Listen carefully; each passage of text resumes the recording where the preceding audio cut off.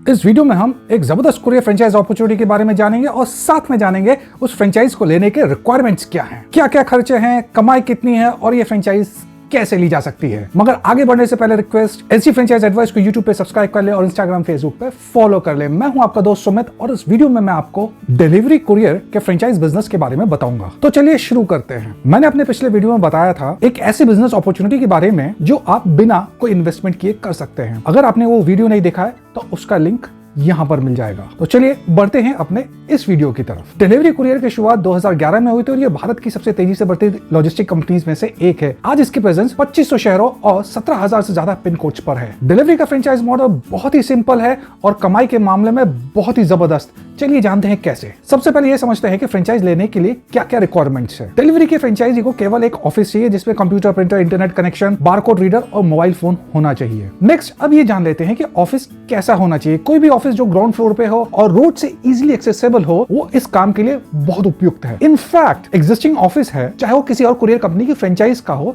वो भी delivery courier की फ्रेंचाइज के लिए उपयोग में लाया जा सकता है। बस आप जो भी ऑफिस लें उसमें आपको कंपनी की ब्रांडिंग करनी होगी जिससे जो कस्टमर है उसको लगे कि डिलीवरी कुरियर कंपनी का ही ऑफिस है। नेक्स्ट ये समझ लेते हैं कि फ्रेंचाइजी का काम क्या है।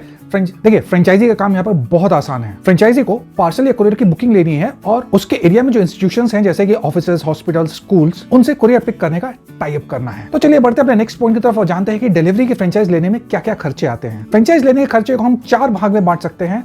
पहला है ऑफिस लेने का खर्चा, जैसे कि प्रॉपर्टी डिपॉजिट। अगर आपकी अपनी ही प्रॉपर्टी है या आपका ऑलरेडी एग्जिस्टिंग ऑफिस है तो ये खर्चा आपका नहीं होगा। दूसरा खर्चा है ऑफिस इंफ्रास्ट्रक्चर का, जैसे कि टेबल, चेयर और कंप्यूटर जैसे इक्विपमेंट्स जो हम शुरू में डिस्कस कर चुके हैं। तीसरा है सिक्योरिटी डिपॉजिट जो कंपनी तब तक रखती है जब तक आपकी फ्रेंचाइज चलती है। और चौथा खर्चा है मार्केटिंग मटेरियल जैसे कि पोस्टर्स और ब्रोशर्स का, जो कंपनी बहुत ही कम कीमत पर देती है मगर चार्जेस लेती जरूर है। अब जो चीज समझने वाली है वो ये है कि कंपनी और फ्रेंचाइजी के बीच में हिसाब किताब कैसे होता है। हर महीने के शुरू में कंपनी इनवॉइस रेज करती है और फ्रेंचाइजी को 15 दिन के अंदर पेमेंट करनी होती है। और अगर इनवॉइस लेके कोई डिस्प्यूट है तो फ्रेंचाइजी कंपनी से बात करके इस इशू को सॉर्ट आउट कर सकता है। तो चलिए अब ये देख लेते हैं कि डिलीवरी कुरियर की फ्रेंचाइज कैसे ली जा सकती है। डिलीवरी कुरियर की फ्रेंचाइज लेने के लिए नीचे डिस्क्रिप्शन बॉक्स में आपको एक लिंक मिल जाएगा और जब आप उस लिंक पर क्लिक करेंगे तो कुछ ऐसा फॉर्म खुलेगा। यहाँ कंपनी आपकी बेसिक इन्फॉर्मेशन जानना चाह रही है, जिसके बेसिस पर वो ये देखेगी कि आपके दिए हुए पिन कोड पर क्या कंपनी की कोई रिक्वायरमेंट है और अगर है तो क्या आप उसके लिए उपयुक्त हैं। इस स्टेज पर आपको कोई डॉक्यूमेंट्स नहीं देने हैं। अगर कंपनी आपको सूटेबल पाती है तभी आपसे